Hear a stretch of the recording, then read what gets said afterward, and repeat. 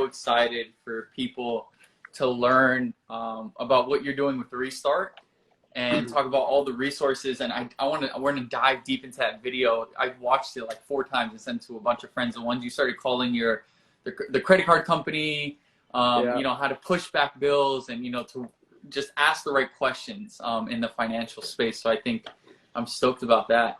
Yeah, for sure. First, you know, I want people, for those who don't know, who is Jason Tartick? Yeah. So let's kick it off. So who am I? So I was born and raised in Buffalo, New York, and I went to school. You know, growing up, played hockey, played soccer, and I went to a small Division III school, liberal arts school outside Rochester. And there, you know, I was pretty well-rounded student, bachelor's of science degree in bachelor of science degree, so a BS in business administration. And from that, I got involved in banking. So started working in banking.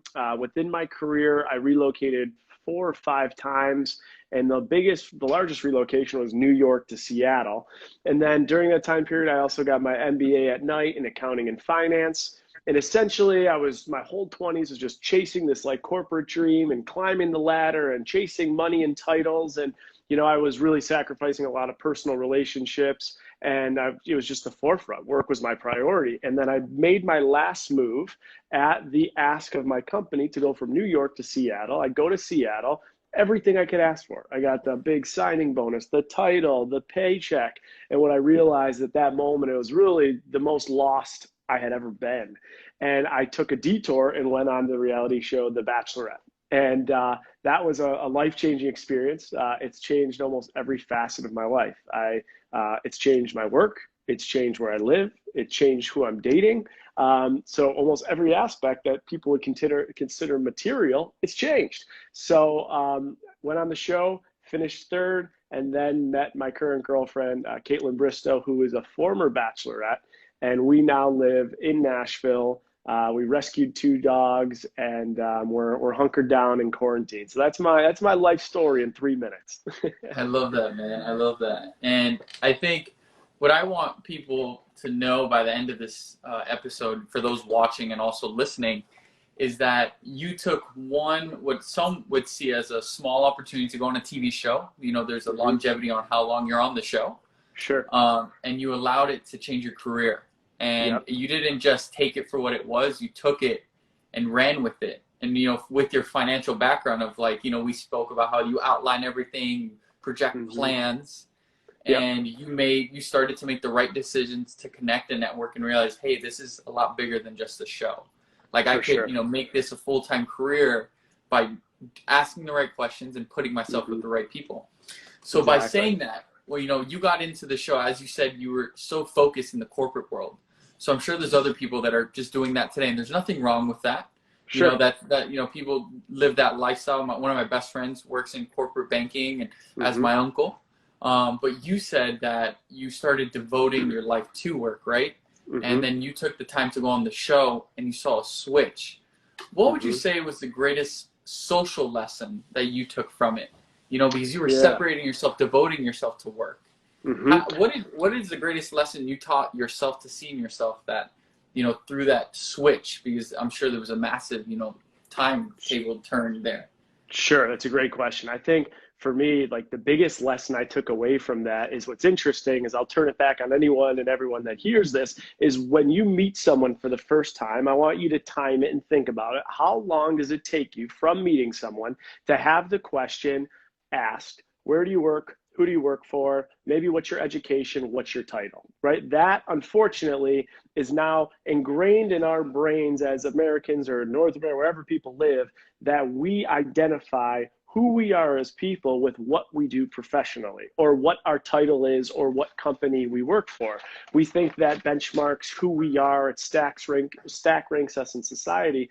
And I think one of the biggest lessons that I learned is that I was living my identity through vice president, senior corporate banker at this bank that works with companies that earns over $100 million.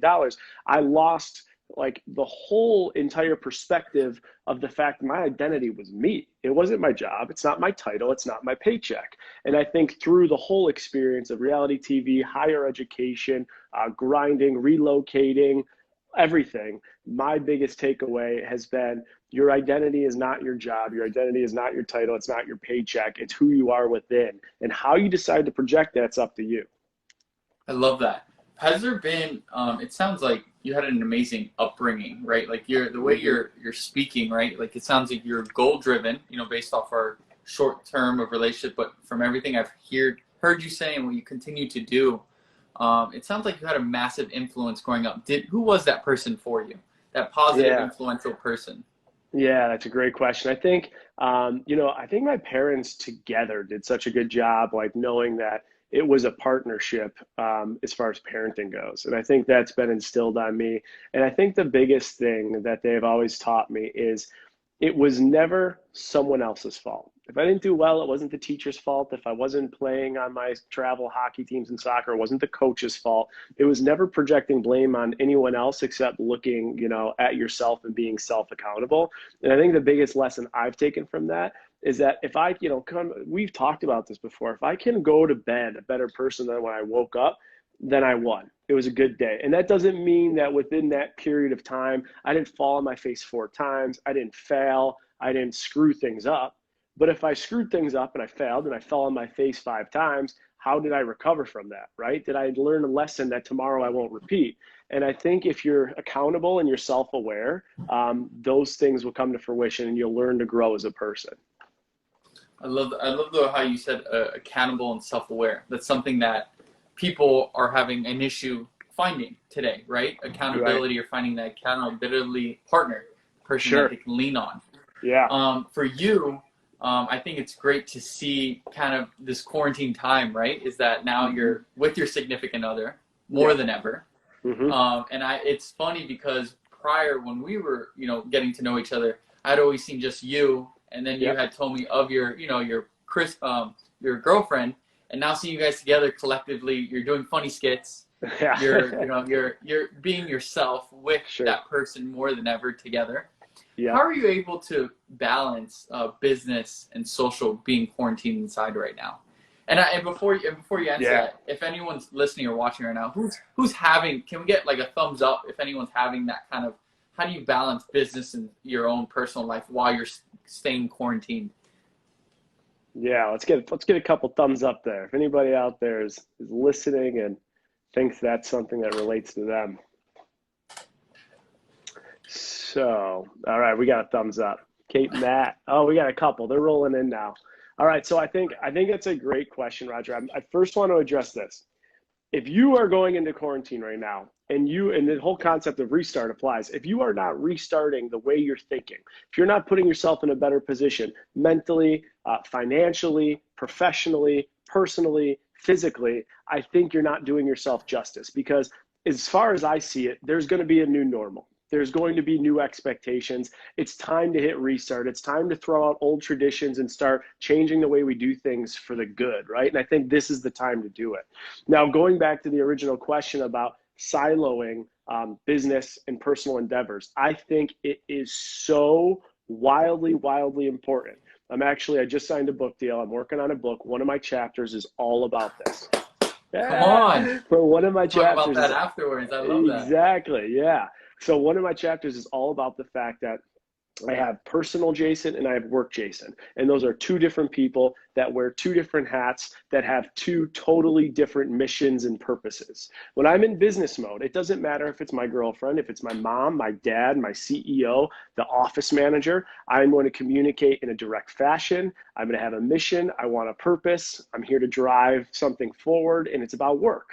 And what I do is I separate business, I separate my emotions with business. Because the second you start getting emotional and you start letting your personal life bleed into your business life, I believe it becomes extremely toxic. So I have my personal Jason. I'm not going to pump my tires, but I think personal Jason is like sweet, caring.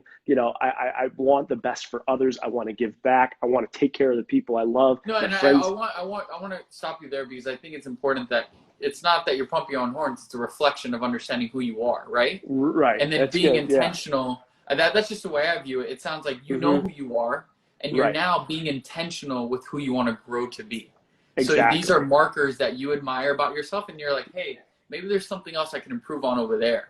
For But just sure. go ahead. I think that's so important that people know that. It's No, like, you're right. It's a totally good point. And within that world, you're right. I know where I am and I know what I want, but that Jason is not business Jason, right? right. Business Jason, I would say if I'm classifying it, is, relatively stern, strategic, very open with conversation, direct, efficient. So two totally different people that wear two hats, and I totally silo both of them. How do you go about having those? Do you, with your significant other, do you have those business conversations? Is it something that you're like, hey, this is our time, let's not talk about business? Or is it just like ever evolving? Because I would say you both are entrepreneurs. She's traveling, not at the time, but when we had met, she was doing traveling the podcast thing.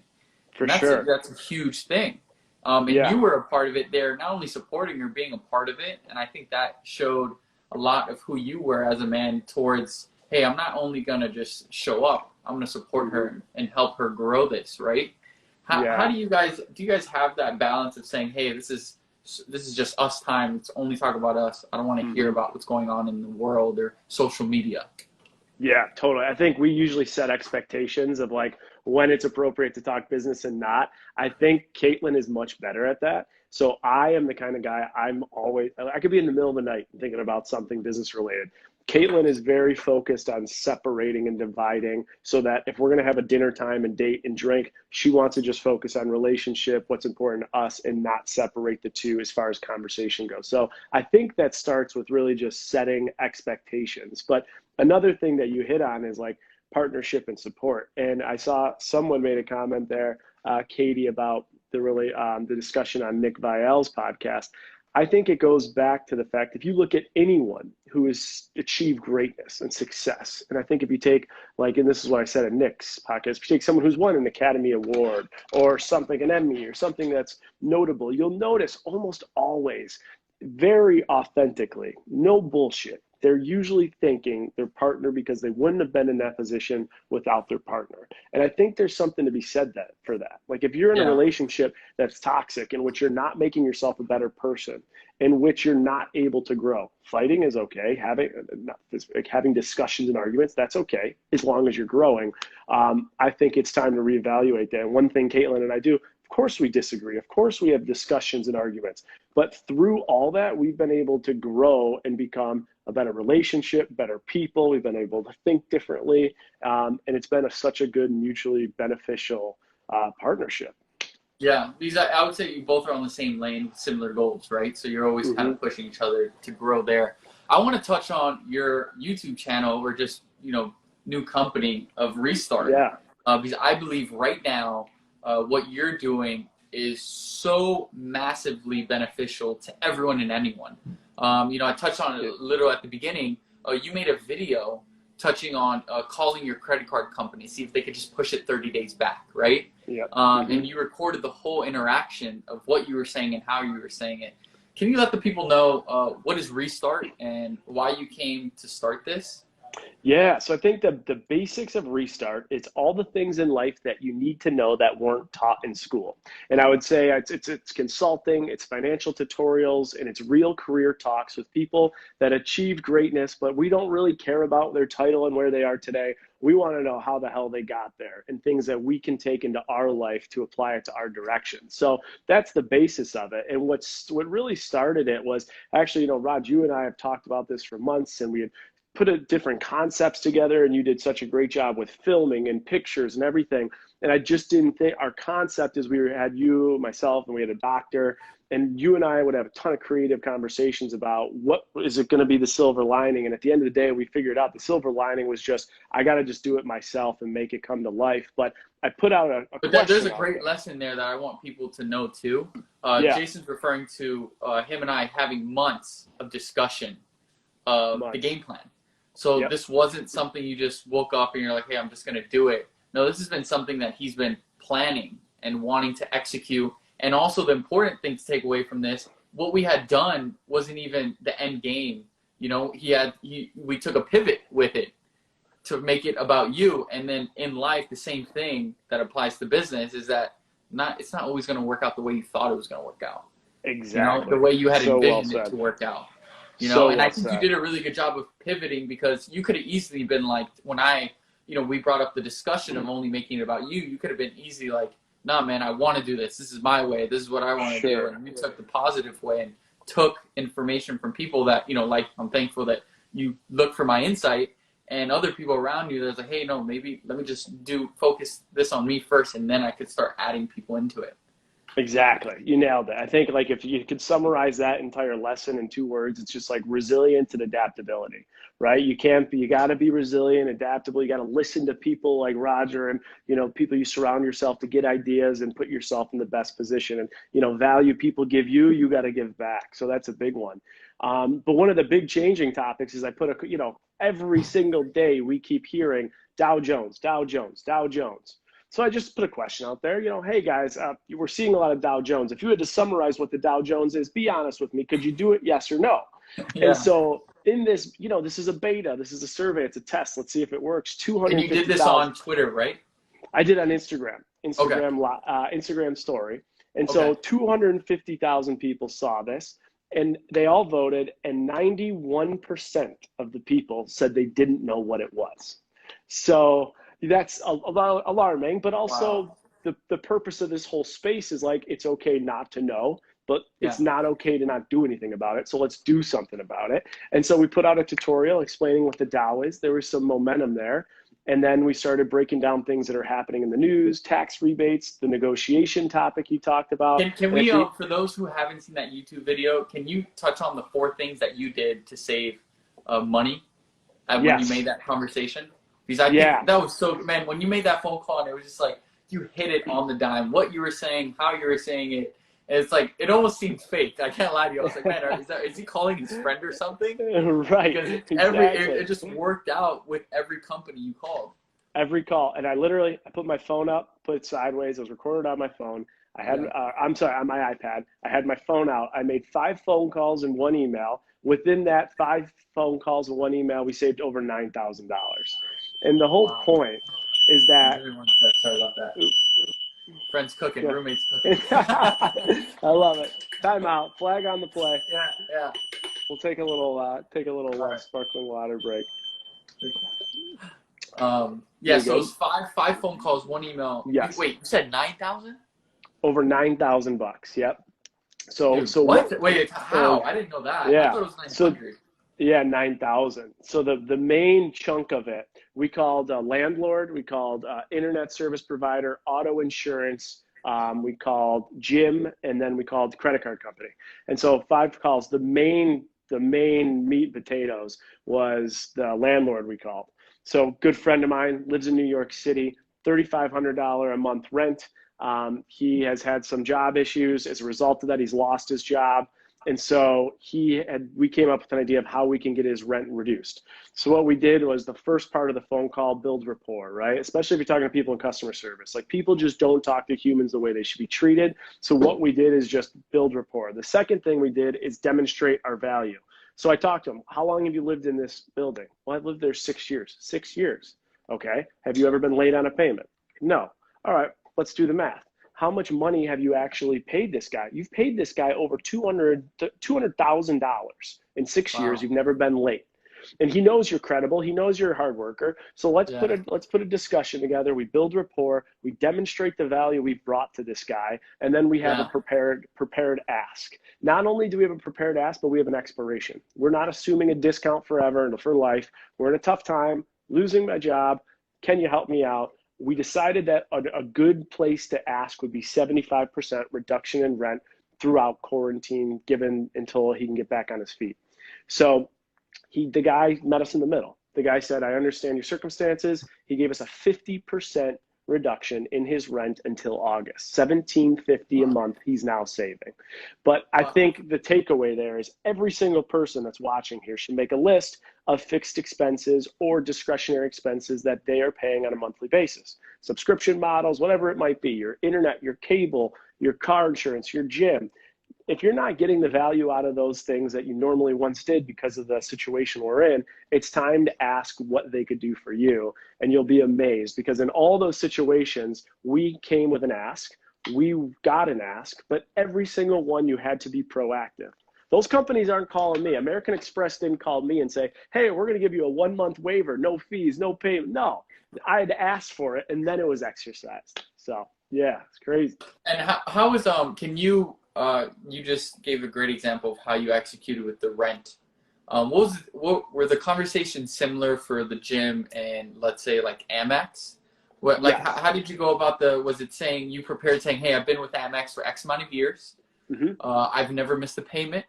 I've always paid, on time in full, and I'm asking for what number, like how was that conversation for Amex especially? I'm surprised they even did that. Amex is not a company they're not that, like that. they don't do that. Exactly. So I just said exactly what you said. I've been with you guys X amount of years. I've never had a late payment. I always pay in full. Times have changed. So I'm just wondering, and everyone has their own circumstance to go. Times change. What are you guys doing given the circumstances, or how can you help me out? Now, I would recommend going in with a pin. I would recommend someone saying, understand what you need, what kind of flexibility you need, and how it can help you, and say, I'm looking for a relief of 2 months payment, no fees. Can you help me? Here's another thing.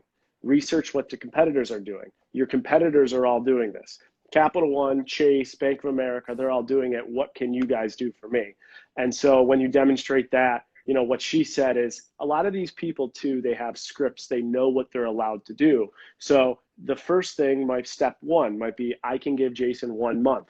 If Jason pushes too aggressively with competitors, okay, I can give him 2 months. If he pushes harder, I have to go to my manager for approval, but I can give him 3 months. I've seen call centers, I've worked in them, and that's how it works. So you got to break the system a little bit. Wow. Yeah, and I think it's not. I don't think it's working, and I think it's being educated. Like going back to what Restart is. It's like that Dow Jones. You said 250 people, 250,000. 91% had no idea what it was. Correct. So it's just not being ignorant to it. It's just become educated. And exactly. To be honest with you, the moment we hang up this Instagram live, I'm calling Amex myself. I still haven't done it, so I'm gonna do that and kind of maneuver and figure out my own pitch. I'll let you know how that goes.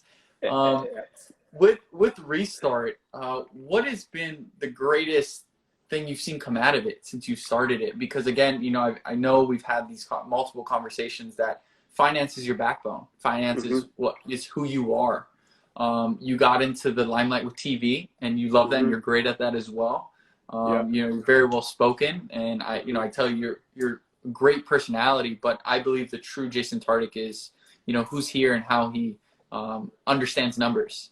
Yeah. So what has been the greatest thing that has ignited you with Restart, like your own passion?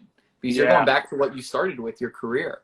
For sure. I think honestly, it's just the benefit that it's bringing to others. Like when I'm doing these one-on-one consulting sessions, and in 15 to 30 minutes, we are completely changing 2 things. Actually, what's financially happening in their situation and how we can eliminate debt.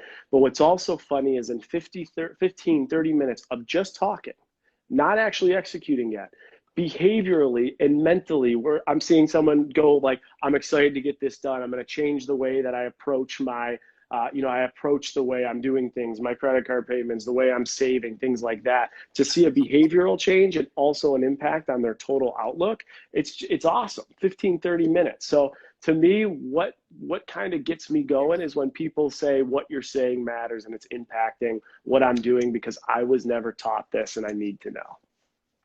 That's the best part, is that it's education, and it's pushing for that. You referred to consulting. So aside from the YouTube channel, you do phone calls as well. So if someone wanted to like ask you questions, like I didn't know that. So what is that about? Yeah, so on my website right now, so it's jasontartick.com. We just put in a consulting platform so that you can schedule a 15-minute consulting session with me. The premises of it, let us know what you're working on. Usually it aligns with some type of financial education and or career pathing and navigation. And so at the end of the day, if you're not satisfied with what you're receiving in that time, we'll give you your money back. This isn't something that, we're trying to get, we're just trying to provide value to you. And if you feel as though you had the value, it's a win. And once you do one consulting session, you become a client. We have a newsletter coming out, and we'll be working hopefully with you moving forward again. So it's been a great way to connect with people one-on-one. I think that's awesome, and I think that gives even more education on how the individual could attack their current situation, let it be financial or, as you said, like mindset. which is Sure. so important. When it comes to your own mindset and financial education, what tools or what books do you read Yeah. currently? Yeah, I think it's a really good question. So one of my favorite books right now that I'm reading, good recommendation for anyone out there. It's called The Third Door. And what The Third Door is, it's a wild quest to uncover how the most successful people launch their careers. So this is a national bestseller as far as like career navigation goes. As far as the best source that I've been able to, use for any type of financial awareness is Investopedia. It's literally like Wikipedia for investing and finance. You have a question of what some things are, it'll define it, gives you really good answers. Then as far as technology goes, like if you're not financially literate, there are so many great apps right now that'll do the work for you. Like if you look at an app like Betterment, Mint.com, Personal Cap, those are ones you link your bank account, they are safe, and they will show you, they'll do all the math. Here's how much cash you've brought in this month. Here's how much you've spent. Here's what you're spending it on. So we live in a world where a lot of the work can be done for us. So we might as well take advantage of it. I love that. And so you referred to, I want to give people these resources. So you said Yeah. mint.com was one.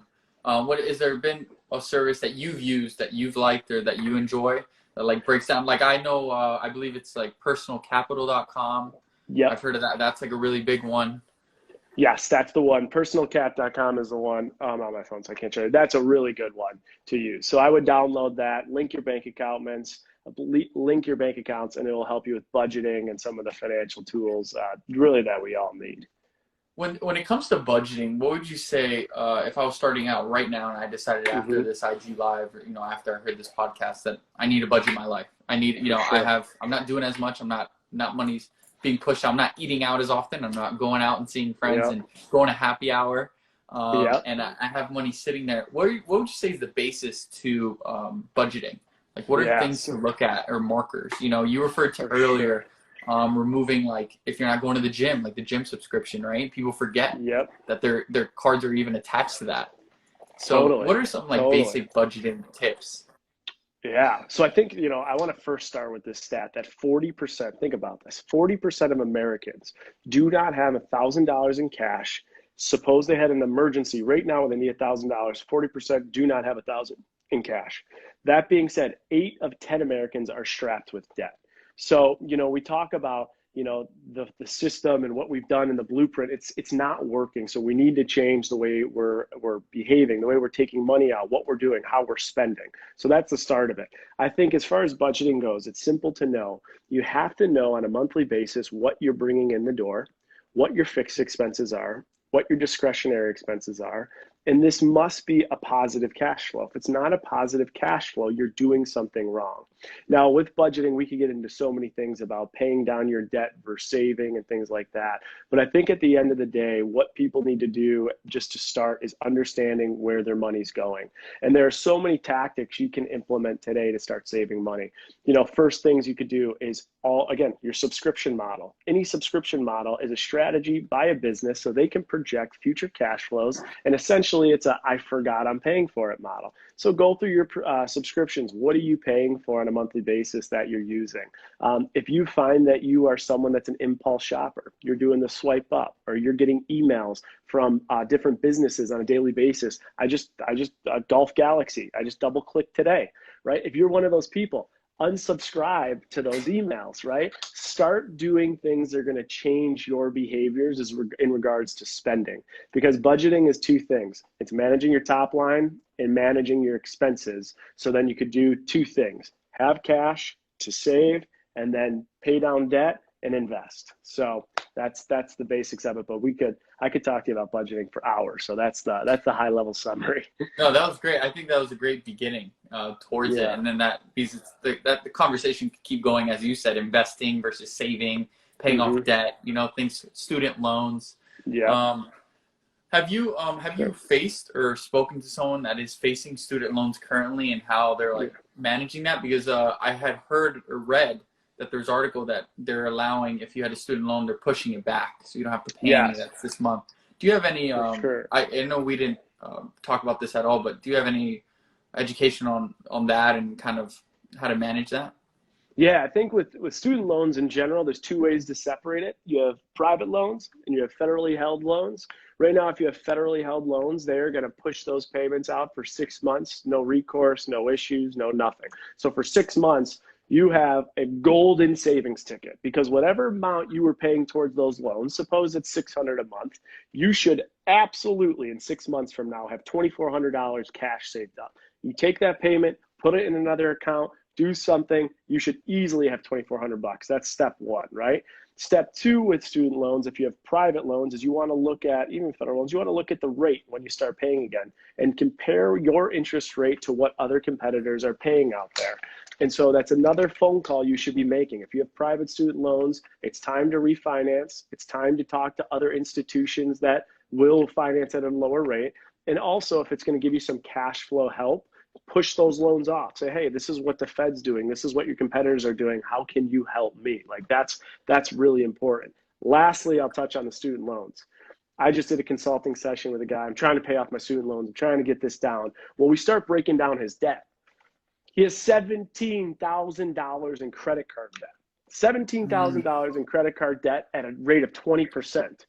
And his focus is student loans. I was like ready to slap him. Like, this is, your focus should not be student loans right now. Your focus needs to be only this credit card debt, because look at how much your rate is on your credit card debt. It's 20%. Your rate on your student loans is 5%, and you don't have to pay it for another 6 months. So you need to absolutely make the credit card debt a priority and stack rank your debt from highest interest rate to lowest interest rate to understand like where your money is going.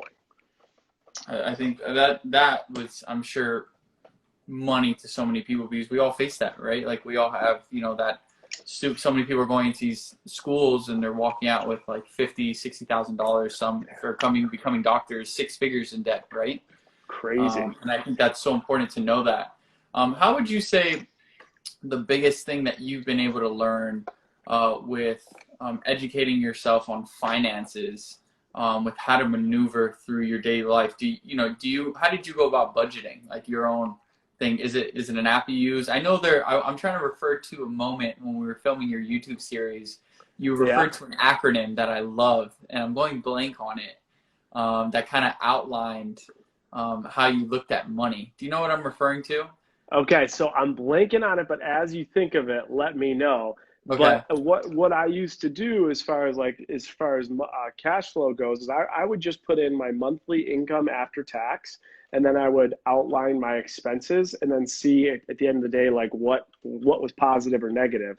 And I think, one thing that I've talked about before, I'll say it again, a lesson I've learned as far as budgeting goes is at an early age, I just spent way too much money on just bullshit, just things that I was buying for other people instead of myself. And I think this is a good time to reflect on it. Like, if you're someone that right now you have expensive shoes or expensive bags or expensive watches and stuff like that, what value is that, sir? You can't do anything with it now. You can't show it off to anyone. Why do you even care that you have it? Now, here's the thing. If you're doing that because it creates self-happiness within, if you buy a pair of Yeezys or whatever's out there and it makes you feel good, then do it. The problem with me is I was doing it so that I looked cool. It was an image thing. I had insecurities that I was trying to overcome, and I was using my money to do it, and I was blowing it. And so I think that's a lesson I've learned as far as finances go.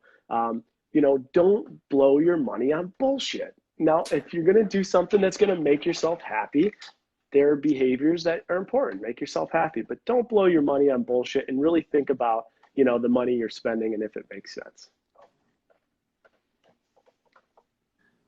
That, for me, I had my own reflection moment where, because I'm always traveling, I'm moving around, and I had came down to Miami to quarantine, which I thought was going to be 2 weeks, right? And it's been over a month now. We're going on yesterday, made it a month of 5 weeks since I've been here. And I brought one bag with a handful of shirts, workout clothes, and 3 pairs of shoes. And I've been rotating them through, and I'm thinking to myself, it's like, man, I have this full closet back in New York of stuff I'm not even wearing.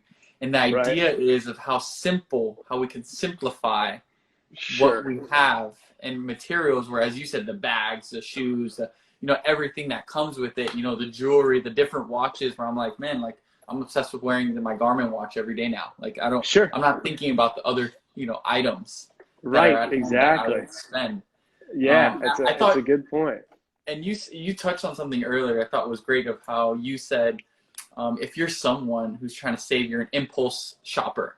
Hmm. And you said you get those emails of like, looking at something, how you went into the golf thing. Me personally, last night, there's this app called ASOS, this brand.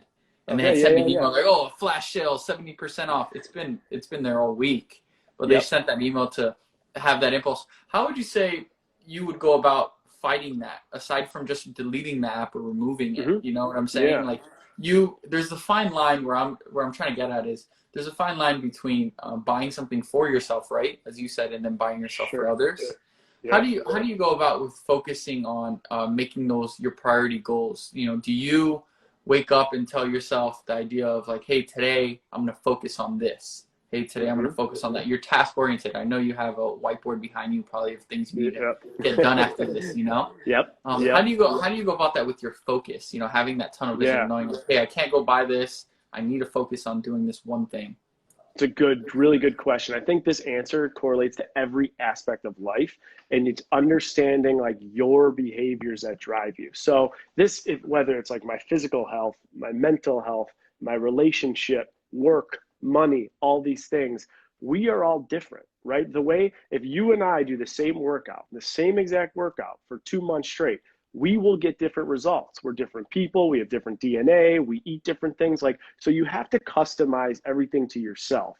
And I think it starts with like understanding your behaviors. What is it that drives Roger? Like what is it? What are the things, like, what are your flaws? What are your vices? Do you enjoy sports gambling? Okay. If you realize that's one of your things, you enjoy sports gambling, that's fine. But just set a budget, create a channel that's changing your behavior so you're not going crazy with your behavior. So I think it literally is like pen and paper. I'm old fashioned. That's how I like to do it. Understand what behaviors drive you. Maybe for some people, it's they go to the bar and they open up a tab. They get excited, the energy, they got to be the big spender. Maybe that's their thing. The first issue is knowing that. If that's your thing, that's step one. Then it's fixing it.